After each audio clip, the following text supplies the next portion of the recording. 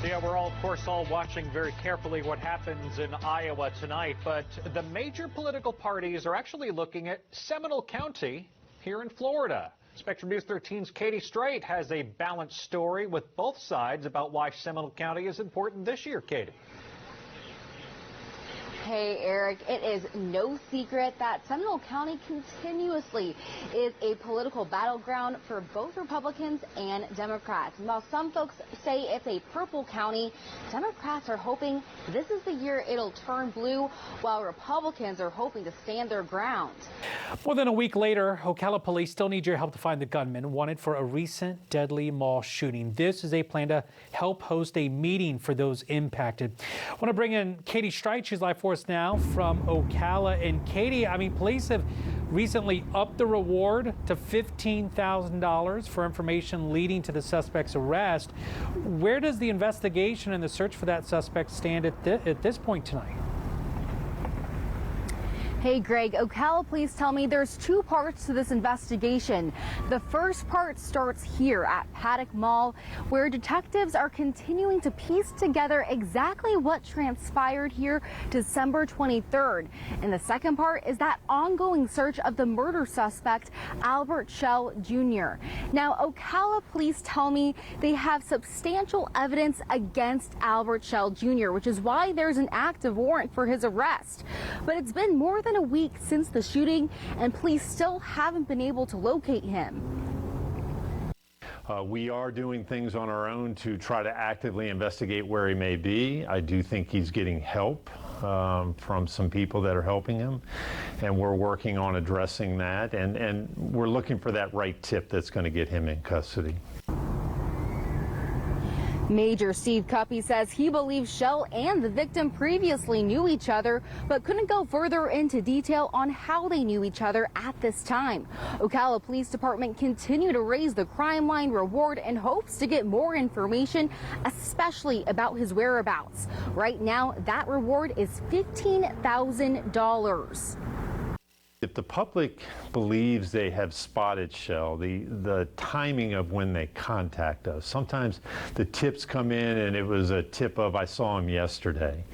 And I'd much rather people call us and say, I see Albert right now, and come here and see if this is, in fact, he is over here. So timing is an important thing.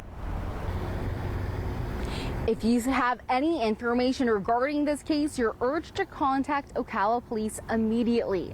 Now, Thursday evening, the Florida Crisis Response Team is hosting a free clinic for the public, especially for folks who were affected by the shooting. That will be on Thursday at 5:30 at the Ocala Police Headquarters.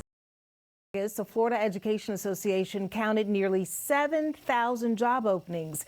Now, one Central Florida college is making teaching degrees more accessible. Lake Sumter State College is launching their new Bachelor of Science degree in elementary education next fall. Our Katie Streit is joining us live to talk more about that. Katie, tell us, how does this new degree really help out on a local level? Hey, well, they're hoping this program will fill some vacancies not only here in Lake County, but Sumter County as well. I talked with a substitute teacher who's hoping to get her own classroom. School is back in session for Kayla Reyes. I didn't really realize just how much I wanted to be a teacher until I started subbing and I got to actually have a hands-on experience with the students and getting to work with them. She's balancing substitute teaching with Lake County schools and getting her own education. But come this fall, she'll enroll in Lake Sumter State College's new elementary education program. What's great about Lake Sumter State College is being able to have affordable classes while also being within my community and getting to work with people that I've seen, familiar faces my whole life in a way. And also just having to not drive so far away has really helped as well. The Mineola-grown substitute teacher tells me the elementary education program addresses both her transportation and cost concerns. The program is needed as the local school districts are needing more than 150 elementary teachers. Program Director Stephanie Luke says the new degree will even help handle continued growth in the area. This program hopes to help with the explosive growth that both Lake and Sumter counties experience. One of Lake Sumter State College's goals is to be a workforce partner partner, and we know that all of our schools in Lake and Sumter County need qualified teachers that are going to be just excellent in the classroom. As for Kayla, this fall couldn't come any sooner as she connects her substitute teaching experience with the knowledge she gains from the elementary education program. To go from helping out with a class and learning from the different students and the different teachers alike to getting this next step in the school, helping me get the next step to actually have my own class like by myself is really exciting. Lake Sumter State College tells us that they're hoping to enroll 120 students. From there, they're hoping to expand the program as the community needs elementary teachers. The Florida Supreme Court is getting ready to hear arguments next week on February 7th regarding placing an abortion amendment on the ballot. So the organization, Floridians Protecting Freedom, they received more than 900,000 signatures qualifying the amendment for voters to decide the state's future on the abortion issue. Spectrum News 13's Katie Streit takes us to an Orlando clinic where abortion advocates and opponents await a decision. This is the reality of an abortion clinic in Orlando. Turn to God today. He is worthy to be praised. He is worthy to be worshipped. This is our main purpose with being here, is shielding patients from harassment, from protesters. Stella, which she says is a synonym to protect her privacy from anti-abortion advocates, is a volunteer with Stand With Abortion Now, also known as SWAN of Orlando. She's a clinic escort, helping protect the people needing to enter inside this building. I'm born and raised in Central Florida, and just seeing the shift of the political landscape and of the reproductive justice landscape in Florida change in a post-Roe world has made this so important to me. In 2022, the National Abortion Federation saw an increase in major incidents at abortion clinics nationwide, including arson and death threats. Stella says since the overturning of Roe v. Wade, the violence is real, and it's not uncommon for an Orlando police officer to be out front of the clinic protecting the peace. But come November, she's hoping the Florida voters can voice their opinion on the future of abortion in the state. I would say to anybody trying to politicize this ballot initiative is that the data and the polls have shown that both Democratic and Republican registered voters in the state of Florida alike have signed on to this ballot initiative, and they believe that this issue should be in the hands of the voters.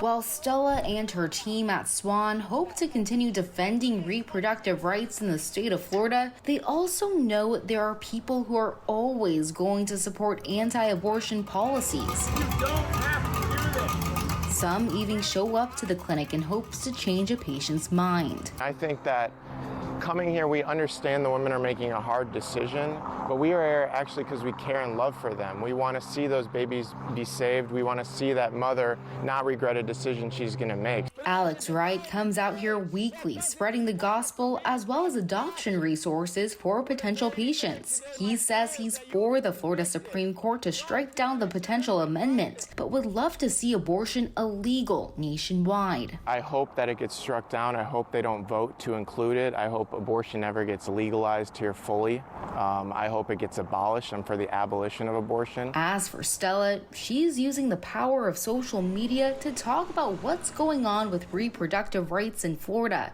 but also showcase what's happening in front of an Orlando abortion clinic. In Orlando, Katie Streit, Spectrum News. Now, the Florida Supreme Court plans to hear the first oral arguments in this case February 7th. Attorney General Ashley Moody has voiced opposition to the amendment, is written calling it too vague. The city of Winter Park has approved a new housing development. It's off West Swoop and Webster Avenues. The project will bring a two-story, 53-unit multifamily apartment and townhome complex stretching nearly 5 acres. The housing development will replace the land where the 1978 Patmos Chapel Seventh-day Adventist Church still stands.